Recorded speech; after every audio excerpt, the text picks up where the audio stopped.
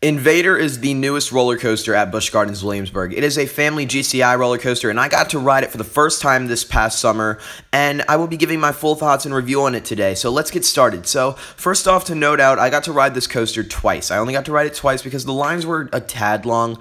I waited about 30 minutes the first time and 25 the second time, but the thing is, this coaster was not exactly worth it riding much more than that, and I'll get to that in a little bit, and I rode this coaster 2 times, and both of them were in the very back row, so this is going to be a little weird because of how my experience went. Anyway, you go into the plaza, you go under this awesome looking dragon structure, and it just looks so cool. I mean, in this little Invadr plaza, it looks insanely nice. I mean, just all the wood structure, it just all looks incredible. I just love it all. And the theming in this place is phenomenal. It's probably the best themed roller coaster at the park besides Verbolten.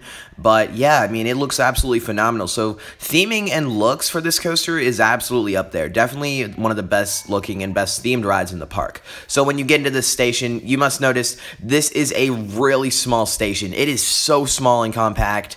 I don't even know how they fit this ride in this area. It is so compact in that area, but it's really cool how they did it. So you get into your Millennium Flyer trains, and these ones are a little smaller because it is a family GCI, and there's 2 of them. You're either going to get in the Viking ship one with the bear head, or you're going to get in the dragon one that's kind of like an iron-shaped one.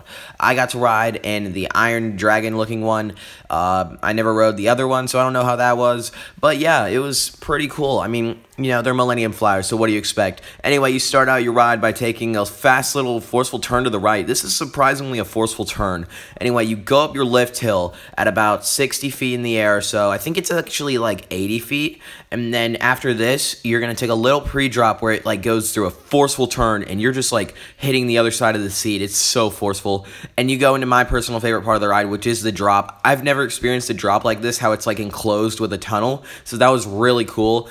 And since I was in the back row, I flew out of my seat a good bit, so it was pretty cool. I really enjoyed that drop. After this, you're going to hit a near-miss element, which is really fun. It's kind of like a head chopper or a hand chopper. It's awesome. And then you're going to go into your first turn, which is all right. It's pretty forceful. And then you're going to go into some bunny hops, which, here's the thing.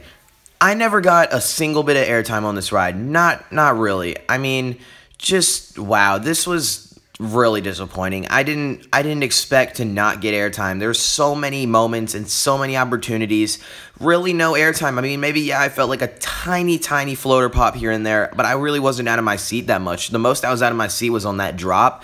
And after these bunny hops, you're going to kind of take a turn to go back where you hit some more bunny hops where you're not really doing much. I mean, you're going a little fast, but there's really not much airtime.